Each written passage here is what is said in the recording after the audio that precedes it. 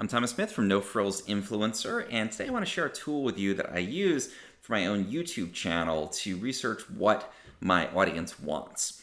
And the thing that made me think about this was when my friend Spencer Hawes of Niche Pursuits posted this long post on Twitter about how Google is killing blogging and all the things that have happened with the helpful content update in the SEO space for websites, and kind of poked the Google bear.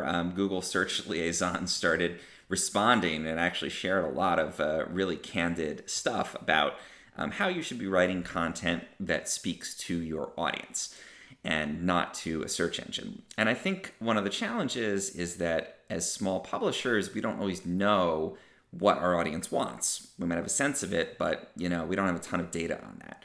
But YouTube actually, unlike traditional search, does reveal a certain amount of that. And that's revealed in this tab that I think many people don't know about. It was released about a year ago, and it's called the Research tab. If you go into your YouTube studio, this is for my channel here, we can go in and find the Research tab and go in and see some of this information. And I think this is great for YouTubers. If you haven't used this before, you totally should.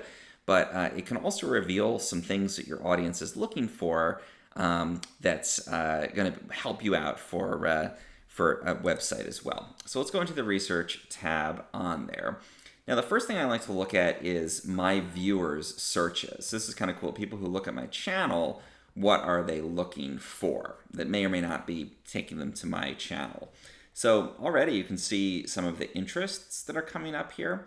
There's not a ton that gets put in here, but already this might give you like first alert smoke alarm installation. I could totally make a video or a blog post about that. The Vitamix food cycler, just things that my audience is interested in. I also like to go to the all searches and change it to content gaps.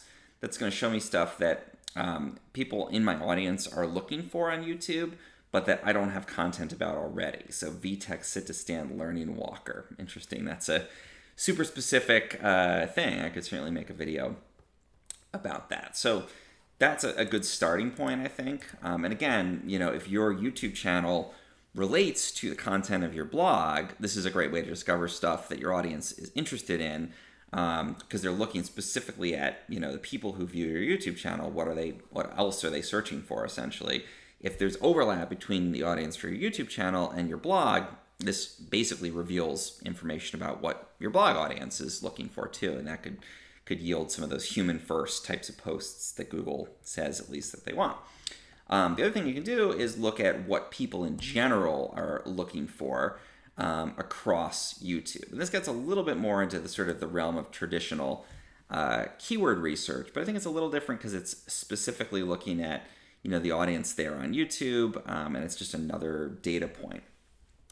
So I'm going to go ahead and put in here, I'd done this before, Swiffer Duster, which is something that I have, and I'm thinking like, what kind of videos could I make about the Swiffer Duster? And you can see there's a lot of interest here in Swiffer Duster assembly. It's very simple if you never used one before, but apparently that's an area of high interest. You get some search volume data on there. How to attach. Obviously, people are having trouble putting the duster together, so that would be a great thing to make a video about, like how to assemble your Swiffer Duster. And you can go in and see what exists already for this, see what else you're going to be competing with. There's some stuff out there, but apparently it's not serving the need super well because there's still a lot of interest in that. And again, you can go in and do content gaps here as well. There's not any content gaps for that specific term, but for more obscure terms, you might find that there is. Let's try another one like Chat GPT. Obviously super interesting to people. See if there's any content gaps we could do. How to train ChatGPT on business data, RPAIX, don't know what that is.